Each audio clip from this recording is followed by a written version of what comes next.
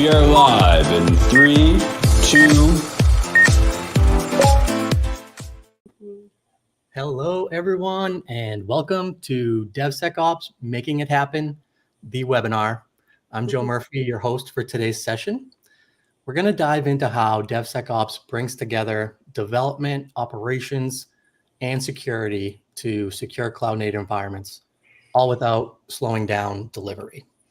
And today we'll explore best practices and real-world stories, including insights from companies like PayPal that have successfully woven security into their development workflows.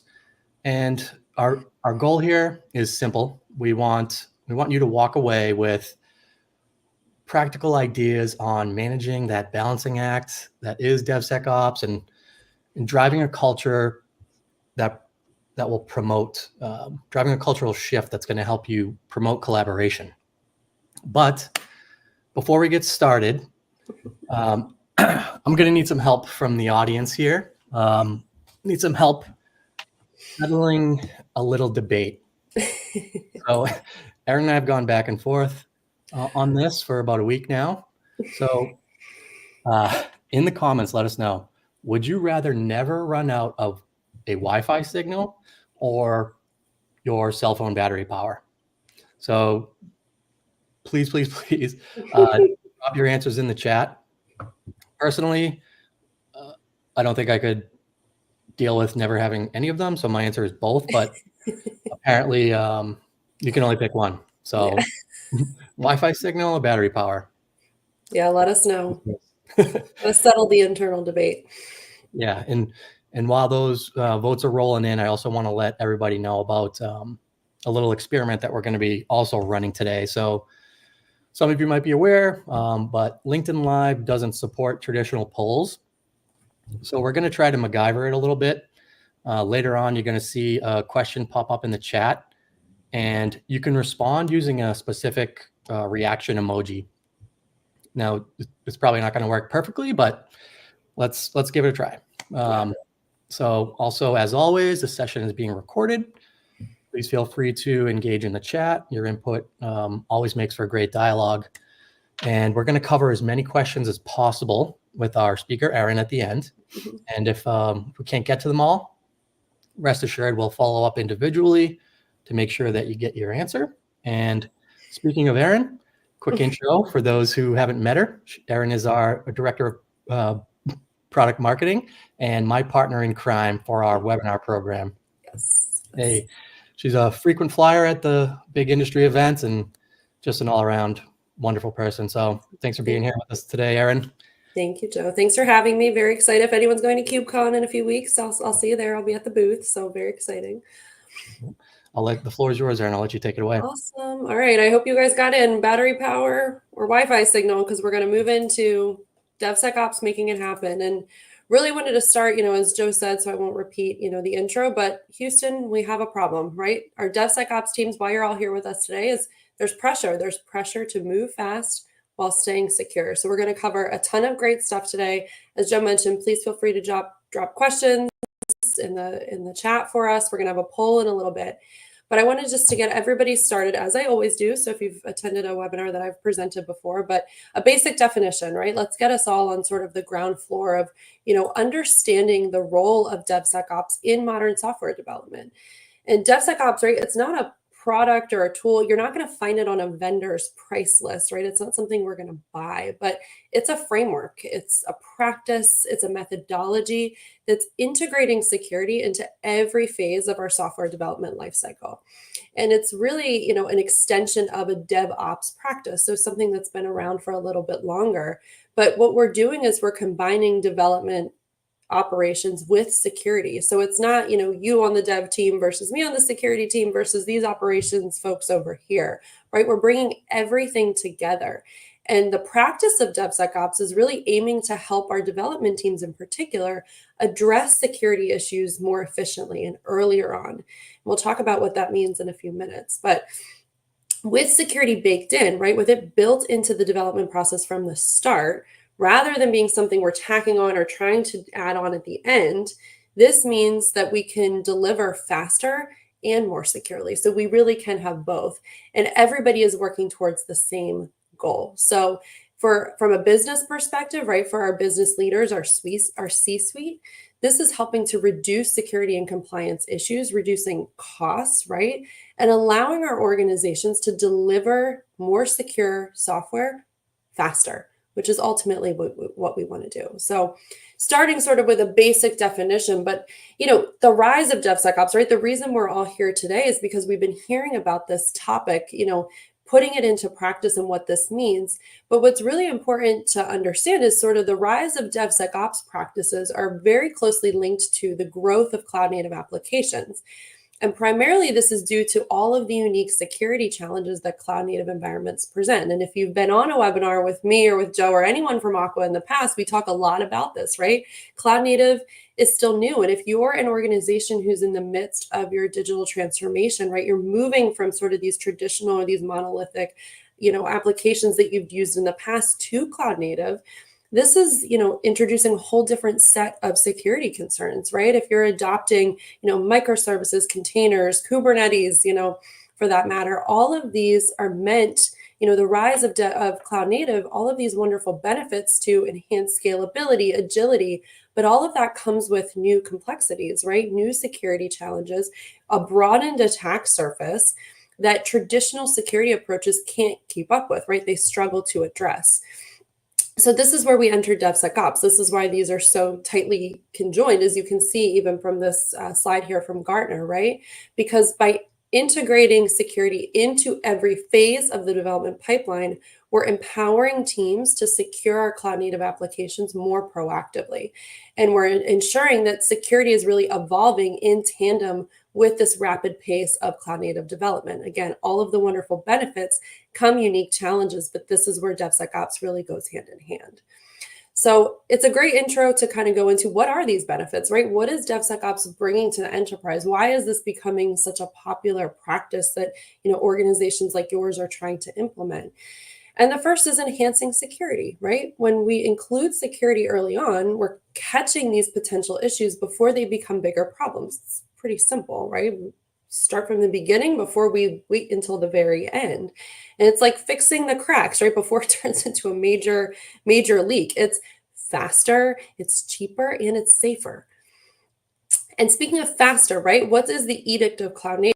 Right? What are our development teams, trying to do? We're trying to push out software as fast as possible, right? That's why we're moving to the cloud, because we want the agility, we want the flexibility, we want the scalability, and we certainly do not want to be slowed down by security, right? Or anything for that matter, especially if you're in a situation where, you have a bug fix, right? You have maybe an unhappy customer and you're trying to push something out, or you have a really, really cool competitive feature that you're trying to launch. The business wants it launched now.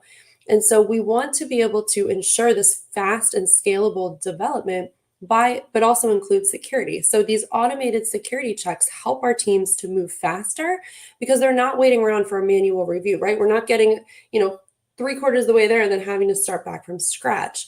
And so you can think of a DevSecOps practice as like, a spell check for your development team, right? A spell check for security, right? We're catching these issues as we go along instead of having to go backwards, right? So we can work without delays. We can deliver that amazing new competitive feature. We can fix that bug that customer is complaining about while including security early on. And then a big part of, things that we're going to talk about later and, is improved collaboration. So DevSecOps is really fostering, and Joe mentioned this, right, as a culture of shared responsibility between all of the teams. It's not a finger pointing game. It's not, oh, you slowed me down. Well, you didn't build secure code. Well, this isn't the way this is supposed to operate. It's everybody coming together so that we can lead to better communication and more efficient processes. And that's not just with security, right? That's a complete overhaul of thinking on how we're bringing new software to market. And, by bringing our teams together, a much, much better solution. And then, of course, efficiency, cost, time, resource savings, right? What does our C-suite want? They want us to save money, save time, and we can do that by catching security issues early on. Because if you really think about it, right, catching a bug that's in production is like tearing down an entire building because you forgot to put a lock on a door, right? It doesn't actually make any sense. And it's way more expensive than if you would have caught it in the planning phase, and not to mention pretty demotivating. You don't want to push something all the way out just to go back and start from scratch. I know that I certainly don't. But if we think about all this, right, and some of these benefits, right, there's some listed here, many more. But IDC actually recently, very recently, within the last few weeks, just put out their 2024 DevSecOps security survey. And what this survey found is that 66% of application development teams are using DevSecOps methodologies on average. So really interesting, right? We're seeing a growth here. But what I'm excited for is our test, Joe, of our LinkedIn poll. So I'm going to switch the screen and let you talk about what we're trying to do here. And so everyone get your fingers ready to hit your favorite emoji. Let's see. Oh, I think Joe's muted. I am muted, yeah. There we go. This is the MacGyver poll, everyone. So let me just pose the question in the chat. I'm just going to abbreviate. Doing it live in real time. Yeah, you should all be able to see while Joe's doing that, right? If you're on LinkedIn right now, you should be very familiar with all of these emojis. So what we're trying to gauge here is, where are all of you? Where are you in your application development teams? How much are you utilizing DevSecOps methodologies today? Are you close to the 5%, just getting started? If so, wonderful, you're on the right webinar. If you're 100%, amazing. And hopefully you learned something new by attending today. But let's just get a pulse on where everybody is. Yep. So I think I'm realizing that I don't know if we can react to the comment with the 5 options. We said it wasn't going to be perfect. If you guys if you want to drop your feedback in the chat, that is cool too. So just trying to, get us all on the same page here and No problem. I'm sure that, yeah. Awesome. Yeah. All right. Well, we'll take a closer look later, and I can't really see the actual comment from in here, but okay. So some people are starting to type it out. Nice. Yeah. I think I'm hearing an echo. Mute for a second. All right. Yeah, I guess let's want to jump to the next slide. Yeah, sure. Cool. Okay, good. The echo went away. But thanks, guys. Yeah, let us know, right? We're here to help. We're interested in hearing, where you are in terms of your adoption of DevSecOps. But regardless of where you are, right? If you're just getting started, you're in the right place. And I think what's really important is that, DevSecOps is the ideal state, right? We can all agree on that. But if it was so easy to do, 100% of people would be doing it. There would be no reason for you to even be in our webinar today, right? But no, that's not the case. So we want you all here. We're excited to talk about it, but I think it's important to talk about some common challenges, right? This is a difference. This is a change. This is a shift. This is a practice, as we mentioned. It's not something that can be, quickly turned on overnight. So let's talk about sort of the first challenge here, right? Which is it's a cultural shift, and we shouldn't have to feel like we have to either have one or the other, right? Fast deployments or secure deployments. Why can't we have both? And I think one of the biggest challenges, and, curious from all of you too, feel free to drop in the chat, is, this is a mindset shift, right? We're changing the way we've traditionally done things. And security teams, whether we like it or not, are sometimes those that are kind of putting the stop sign in the middle of our progress and saying, no, stop, wait. And they're the ones that seemingly are slowing things down. But with DevSecOps, we're going to change that completely, right? We're flipping it on its head because we're asking everybody to come together from the start. So we're eliminating some of those cultural challenges, but this can be tough, right? This isn't something that can happen overnight. We definitely need our leadership to support. And it's especially tough if people are used to working in silos, right? That happens. So acknowledging that, this can be a challenge, and it does sometimes feel like it's one or the other, that we can't have both. And the next is a bottleneck, right? No single person wants to be a bottleneck. No team wants to be a bottleneck. And we certainly do not want our tools to be a bottleneck. And so another challenge, especially in cloud native, right, is there are so many different tools that we're using, right, across the development cycle, no matter, if you're writing code, if you're deploying code. So trying to get all of these people to work together, all these teams to work together, but all the tools that we're using to work smoothly together is definitely tricky. And, especially in bigger organizations, right? In large enterprises where we might have a mix of different technologies, we might have some legacy things. We might, again, if we're in our cloud transformation journey, we may have some stuff on-prem, some stuff in multiple clouds. It's confusing. And it's definitely worth acknowledging that. And then, of course, manual tasks, right? Nobody wants to be stopped when they're in the zone, right? We don't want to kill anyone's flow. But automation, yes, while it's the goal, scaling that can be very hard. And it's, you can't just slap some automated policies in place and say, okay, done, we've achieved our DevSecOps practice, right? That's not how it works. So we really need to find that balance. Again, this is why collaboration is so important. We need to find that balance between speed and security. And that is definitely something that some teams struggle with. So it's definitely worth acknowledging these as challenges. But what gets even more complicated is when we enter the world of cloud native, right? And visibility and control. Because in cloud native development, everything is moving fast. Everything is constantly changing. You can see from the slide on your screen, right? And so getting visibility into what's happening, whether it's in your containers, your virtual machines, your serverless functions, it can be overwhelming. Because it is, right? These environments are always changing, keeping track of everything, keeping consistent policies. You add Kubernetes to the mix, for example, this requires now a specialized security knowledge. Like it can be a lot. And, an increased attack surface, you have your microservices, your containers, all of these are introducing new potential weak points that our traditional security measures weren't prepared for. So the very, very good news is that DevSecOps can help.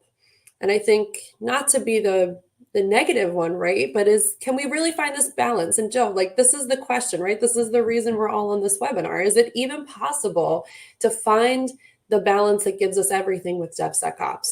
Can we really bring these pillars of speed, security, and automation together? That's the question, right? The question of the hour. But the good news is, Joe, it is. And yes, we can. Yes, we can do this. And we're going to talk to you now about a few of the best practices to achieving a DevSecOps practice in your organization.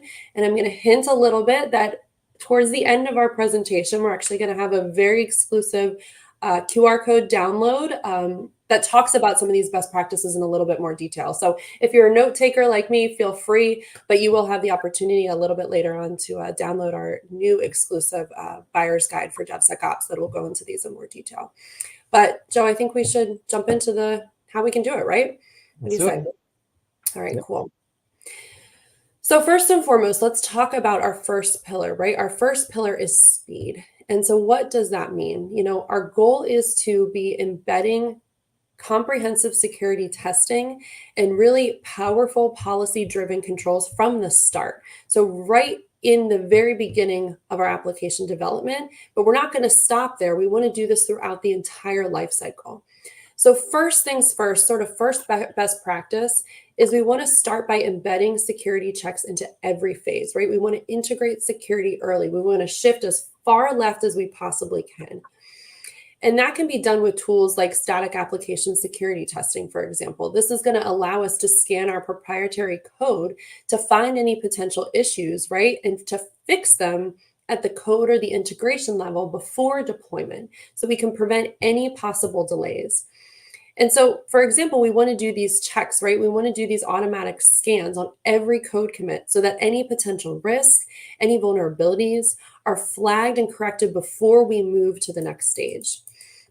And it's important, right? The additional, best practices here too is to enforce these policies at the very beginning so that we can prevent any potential vulnerable code from merging into our main branch and to move on throughout development. So first things first, integrate as early as possible. And then from there, we want full visibility, right? We want to manage our third-party risks. And this is especially important in cloud native because, as we know, again, part of cloud native, the scalability, the agility, the ability to move things fast is because we're leveraging a lot of third-party and open source packages in order to do that. So we want to leverage tools like, the ability to generate a software bill of materials, or an SBOM, you might have heard it referred to as, to get a comprehensive list of all of our third-party and open source components. So we can understand what we're building, what are the tools that are in the toolbox that we're using to sort of these building blocks. And then what is the risk score measures that we want to put in place, right? We want to be able to assess and evaluate the health of these libraries before we include them into our code base. And this can be based on, different factors, but, does it have any known vulnerabilities? When was the last time it was updated? How popular is this package? And we can use tools like software composition analysis to do that, right? It's going to analyze our open source libraries and it's going to assess their current vulnerability status. And so then we have an idea of, okay, what does this look like? And we want to be able to apply policies, right, that are going to flag any, outdated or vulnerable libraries, and give our developers time so we can, alert them that maybe they need to switch to a different package, right, a safer alternative. So again, by addressing these things early on, we're preventing any potential issues from carrying us through, and especially carrying us through into production. And then the third one here is hardening our CI/CD pipeline. So we want to do this by quickly identifying, correcting any misconfigurations across all of the DevOps platforms and tools that we're using, right? I'm sure your organization is using a lot of different tooling. So we want to make sure that we're addressing any potential misconfigurations early. And we want to regularly be auditing those permissions, right? Think about applying a zero trust principle and limit any access, be very strict so that it's only, the necessary resources and credentials have access. So locking down, hardening that CI/CD pipeline, managing those third-party risks, and integrating security early, that is going to help us to embed security from development all the way through to deployment. So sort of our first pillar of security. And then we want to talk about accelerating the speed, right? We want to speed up our software delivery without sacrificing security. This is one of the biggest challenges that we face, right? We don't want to have to pick between the two. So we want to ensure that our security policies are enforced across development, staging, and production. And we want to reduce the risk as early as possible and enable our teams to adopt a DevSecOps practice, right, without slowing down development. So the first thing we want to do here in terms of speed is we want to be able to rapidly detect threats. And we can do that by comprehensively scanning. Again, if we're in a cloud native environment, this means our container images, our VMs, our functions. We want to be scanning them for known vulnerabilities, any potential sneaky hidden malware that could be in there, embedded secrets, due to, poor management, again, going back to open source, are there licensing issues, are there configuration issues? And then we want to use, a risk-based approach to filter out those findings, those known risks. We don't want to just dump them over the fence and say, okay, here, development team, here's a bunch of things you have to go fix, right? That's not helpful. What's the best, highest priority item? What is the most risky to our business? And so you can do that by filtering out these findings and looking, what are those top priority issues that are going to pose the greatest risk? And so you can do this by analyzing, impact of CVEs, for example, by, code reachability, EPSS score, are they in an actively running package? What's their remote exploitability? Things like that. So setting these standards, again, not just scanning, finding results and throwing it over the fence, but having those processes in place so that you can prioritize what is the most important, or having the right solution that can help you do that. And then the next part is protecting active workloads. And unfortunately, I think this is the piece that a lot of people accidentally miss, which is protecting in runtime. And it's really important because we could do everything right. You guys could go leave this webinar, get all the best practices, do every single thing right. But you're not doing it right unless you're shifting right, because there are still the risk of the unknown, right? There's still the risk of the next 0-day vulnerability. There's still the risk of the things that we just don't know, and we did as best as we could to prevent against, but things are still going to happen, right? And so runtime really needs to be considered that last line of defense, especially in a DevSecOps practice. And so it really does play a crucial role because we are ensuring that security is maintained even after our applications are deployed. And again, incredibly important in the dynamic nature of cloud native workloads, right? Because we have to be preventing against these threats, but also detecting them in real time. And we need to be, have the ability, again, whether it's through the solution that you're using, to block attacks across all workload types, to simplify the investigation so that we're not slowing things down, and to respond quickly to security incidents without compromising speed, without compromising agility. And so by having a runtime solution in place, this continuous security throughout, we're going to be able to deliver more secure and more resilient software. So a really important part to remember is to making sure that a runtime protection solution is part of your DevSecOps practice. And then we talk about streamlining delivery, right? Where this is the whole pillar here is of speed. And so how can you do that? Well, using infrastructure as code, right? This is going to help us to manage consistent security policies across all of our environments. And so IAC tools like Terraform, for example, will help to create human readable code templates. And those can define how your environments should be deployed, what they should look like.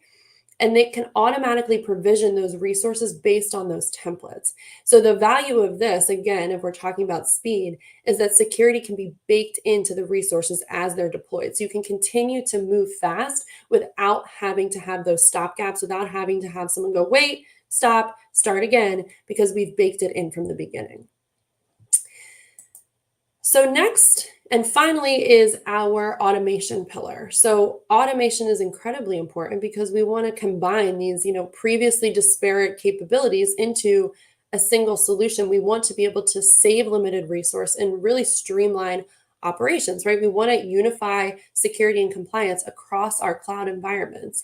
And the first way to do this is, we want to automate compliance. So with all the security checks, everything that we mentioned, we want to be sure that we're proactively monitoring our cloud environments for, common compliance standards, right? PCI, HIPAA, GDPR, if you're in EMEA, DORA, for example, so that we can prevent issues, and audits down the road. But we can also keep our teams focused on delivering not just secure, but compliant software without that constant manual oversight, right? Nobody wants someone kind of looking over them, making sure that we're compliant throughout. So making sure that these compliance checks are constant, that they're baked in, that they're embedded throughout, ensures that every release is going to meet these regulatory standards. And again, we don't have to go back to square one, and that we're prepared for those audits that come, later in the year. And next, best practice is centralized security, right? We want to be able to bring all of this together. If we talked about our pain points, earlier, and having so many disparate tools, having visibility in cloud native, for example, we need a central place so that we can have a centralized view of what's going on, but that we can also ensure consistent enforcement across development, staging, and production. So we want to be able to standardize our security policies and set clear risk thresholds. But what's really important about this is that these need to be shared policies. So these need to be, a combination of a collaboration of our teams coming together. So DevSec and operations coming together and aligning on what do these policies look like? What is this centralized view? But what are these rules that we want to put in place? And what's the, acceptable risk threshold? What's the acceptable vulnerability level? And this can depend on, a variety of factors, right? It can depend on, is this a testing environment versus a production environment? Is this, what is the risk score versus what is the vulnerability severity? Are there embedded secrets? Are there you as a team can come together and establish what these rules look like, so that if I'm a developer pushing to test a testing environment, a QA environment, I have a little bit more flexibility so I can move forward in what I need to do, versus if I'm pushing to prod, we know that we've, established all these baselines, we checked all the boxes, and that we've hit the appropriate risk threshold for that application to be running live in a production environment. So really important is to centralize the security, not just with a solution, but coming together in collaboration as a team. And then next is maintaining consistency, right? Again, a really big challenge in cloud native environments, especially as we talked about. If you're in the middle of your cloud transformation journey, you could have, some applications still on premise. You could have a mix of both. You could be using, 3 different public clouds. That's a lot. That's a lot to have visibility into, but it's also a lot to secure.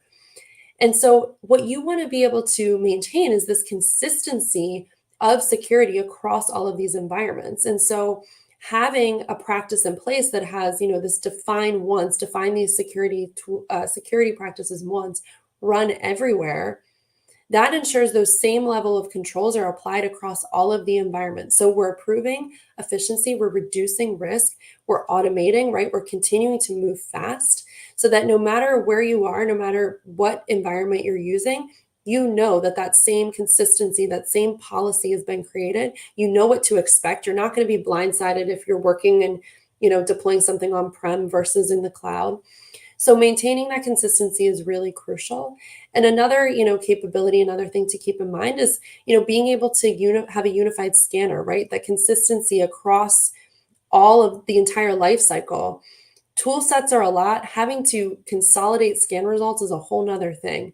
So being able to replace multiple tools with one helps facilitate more accurate, consistent results, but it helps us to detect those issues and find a resolution earlier on. So a lot of things here, right? I know we covered a lot. Again, this is why I'm going to preface that we're going to have this exclusive buyer's guide for you to download to learn more. But, the good news, Joe, after all of this is it's true. We really can find a perfect balance with DevSecOps. We really can merge security, speed, and automation.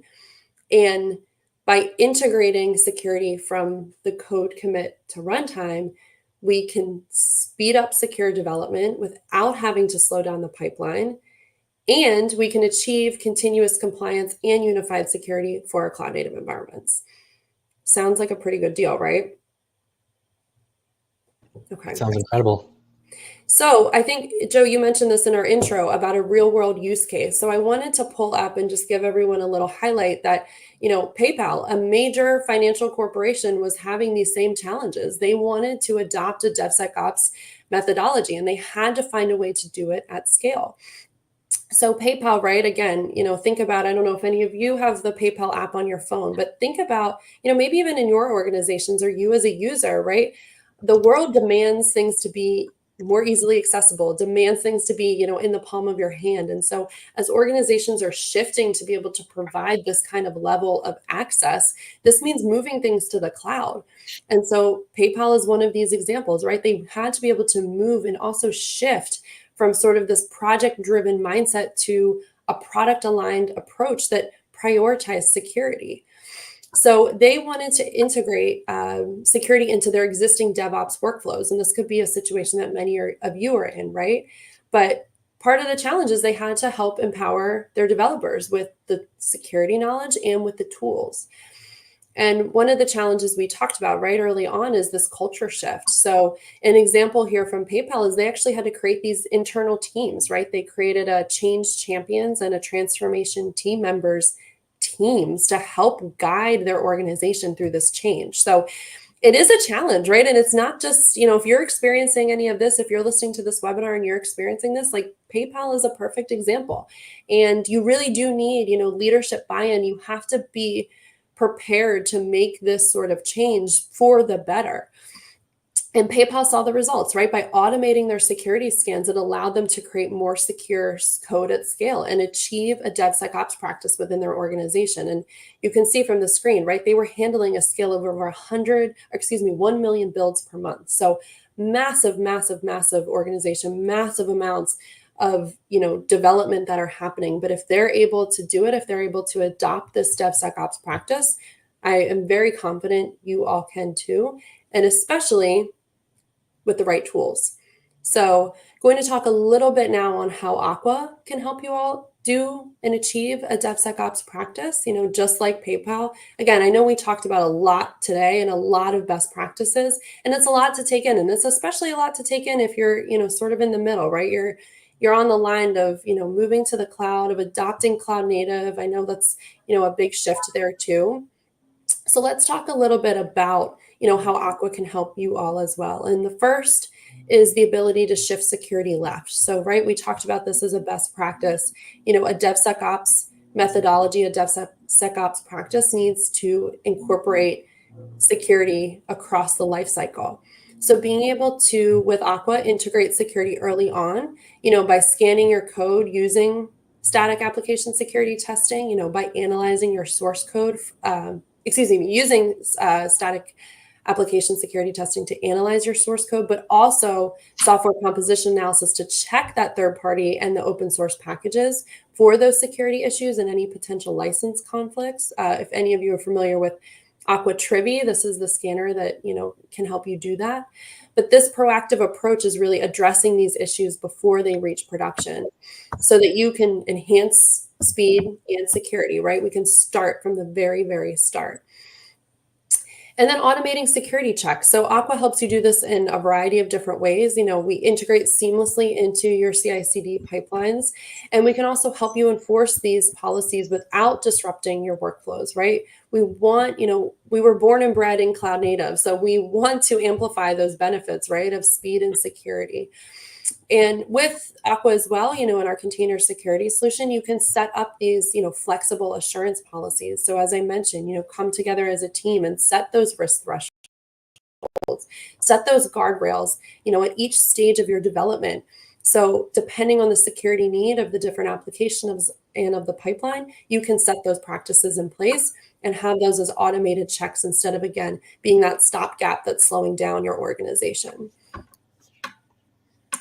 And then Aqua's runtime protection, right? We're providing this real-time protection for your containers, VMs, and serverless functions. So the ability to detect and prevent active threats. Aqua's runtime protection is powered by our Aqua Nautilus team. So we have real-world threat intelligence that's helping you to keep the most updated behavioral detection, so you know exactly what's happening in production. Again, this is a really important piece because you can do all the things on the left side of the screen, but you need to have a runtime protection in place to protect those running workloads from the unknown, from the next 0 day, from the, as we like to say at Aqua, the next log 5J. So we want to ensure that those workloads are protected at every turn. And then, of course, full visibility into your into full visibility and risk management, right? Into vulnerabilities, for example. This is a huge component, especially again, when we're talking about integrating open source, third-party components. So being able to prioritize, it's one thing to just, as we mentioned, get a list of all of the millions of things you need to fix. It's another to be able to shorten it and know exactly what the most risky vulnerability is in your organization. And being able to have that code to cloud context, being able to see what's running in production, connect it all the way back to that line of code. Again, that is DevSecOps right there. It's being able to speed, automate, and security, right? So we can understand the risk of these vulnerabilities based on all of these factors and have that context that helps make the team smarter, helps us make better data-driven decisions than just trying to pick off of a list of vulnerabilities based on some prioritization rules that we really don't understand, right? Filter through the noise, filter through the false positives, and really help us to manage those critical threats and our risk more effectively. So, in summary, DevSecOps, it's essential to maintaining security in today's very fast-paced cloud-native environments. By shifting left, by automating security, by fostering collaborations across teams, we can accelerate software delivery while minimizing risks. And with Aqua, we can simplify DevSecOps. Aqua's platform ensures that security controls are enforced across development, across staging, across production. We're helping you reduce these risks early. We're enabling teams just like yours to adopt DevSecOps practices without slowing down development. So I think, Joe, we can call it a wrap on the presentation. I think we can say that we've officially simplified DevSecOps. What do you say? Love it. That's a wrap. Awesome. On that. Yeah, and if anyone hasn't had the chance to check Aqua out, would highly encourage you reach out. We're here to help. So any question that you have, we'll be happy to help you navigate through it. Yeah, for sure. All right, so we've got a couple questions came in through the chat. Okay. We've got the buyer's guide. Yeah. Giveaway. But first, I just want to say, I always come up with things when I listen to you talk, and all the mention of 0 days, and then when you said Log4j, I just remembered like 2 years ago, and I said to myself, I said, I hope we don't get another 0 day for Christmas this year. Definitely not. Definitely not. I think everybody would like to have their Christmas break, a very peaceful Christmas break. Yeah. Yeah, I don't think anyone's putting that on their Christmas list. No, not asking Santa for that one. Yep. All right. You want to tackle the questions, Aaron, or do you want to go into the? Sure. Mm-hmm. We can talk about some questions. So this is actually really cool. So someone, Pedro in the chat was talking about this. Totally agree, Pedro, with everything that you're saying there. So this question, what do you think is the biggest misconception about DevSecOps, and how can I help my management see the value? Oh, that's a really good one. I think, again, in my conversations with customers, whether it's, on Zoom calls or at the booth, I think a lot of it is, well, it's easy, right? We put this practice in place and, we have this edict come down and, sure, we'll help develop, but it's not that, right? Thinking of all the challenges that we talked about, especially if teams are used to working a certain way, we really need leadership support, right? Which, management see the value. I think by, combining, by showing, one, here's how we're moving to this cloud native, environments. And two, here's why we really need to bring security in from the start, whether that's, specific stats or time savings, money savings, right? All of this is value. But I think one of the biggest misconceptions is that it can just be done overnight, that, hey, yeah, we're adopting DevSecOps. And that's not true, right? You're literally changing the way your organizations work. And if the PayPal example is any proof of that, right? That a massive organization like PayPal, you needed to have, change management in place. You needed leadership to be on board in order to do this safely and securely, and getting everybody, to understand each other's perspectives and working together to really put it into practice. So it's one thing to say, right? Theory versus practice are two different things. So I know. So wait, so you're telling me you can't just go out and buy DevSecOps, or? You can't. No, I don't think it's on anyone's SKU list. Not today. Maybe Santa will bring us DevSecOps instead of Log4j. That's actually a really good idea. I'm gonna add that to the list. I love it. Yeah, we need to highlight the risks of not collaborating and showing the business impact. Seeing a lot of that, Aaron, like just the operations side of it, right? Like people are probably stuck in their ways, or like especially larger companies. Yep. Yeah. Proof points, right? That, that's what changes, that's what moves the needle. And, being able to share some examples, hopefully it's not where things went left, but, being able to show some examples of, hey, if we would have done this earlier on, this would have had a bigger impact, right? Unfortunately, sometimes we don't know until we're in the situation. But, by bringing these things further and sharing with each other, right? I encourage all of you as you're in the chat, like, share with each other, talk to your peers. How have they done it? It's super, super important, do that all the time.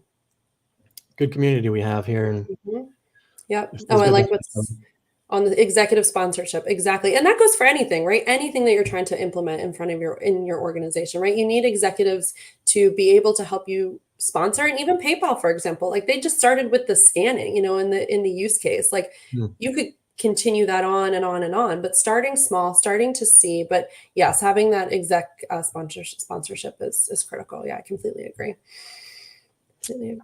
And I liked how they formed those teams too. So I feel like one person trying to get the buy-in versus a whole team or multiple teams, like that would make in my opinion, a big difference in terms of taking you seriously and making sure that that you get the funds to invest in the methodology. For sure. But I think we shared perfect timing. We told everyone we were going to give them an exclusive access, right? So very excited about this new piece, right? Our essential strategies for DevSecOps, implementing DevSecOps, especially in cloud native. Again, Aqua, our expertise, everything we do is around cloud native. That's where we were born and bred and will continue to live. So a DevSecOps strategy for you, in whether, again, you're just starting out or you're, an expert in cloud native, definitely check out our guide. I'm excited about it, Joe. I don't know about you. It's beautiful. Yeah. I love the whole layout of it. It's easy to read, follow, and can easily be shared with Yep. peers, friends, colleagues, you name it. So Yeah, for sure. yep. And I tested that QR code. It still works.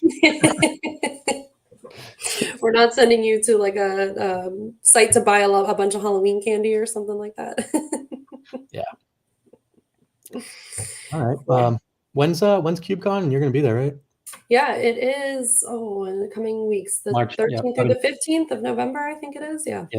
Yeah. Yep. Very soon. Yeah. So anybody who will be in Salt Lake City, excited to see you. Please come and stop by our booth. I will be there. I'd love to chat with you about DevSecOps or, cloud native, anything in general. Would love to hear from you. So definitely come over and say hi. And if you answered that question in the beginning, let Erin know which Oh, team yeah. you're on. Yes. It looked like everyone said battery, which makes sense. Yeah. Because you can't really have Wi-Fi without the phone. But yeah, insane how much we rely on the Wi-Fi and Yes. heck. Yes. Yep. That's the way of the world. But Indeed. Joe, I think All we're right. good. Ready to wrap us? Yeah, ready to wrap. Everybody, thank you so much, Erin. Thank you as always for sharing your insights. Yep. And yeah, we'll leave you with this, everybody. Stay curious, stay safe, and stay cool. Catch you guys later. Bye, guys. Thanks.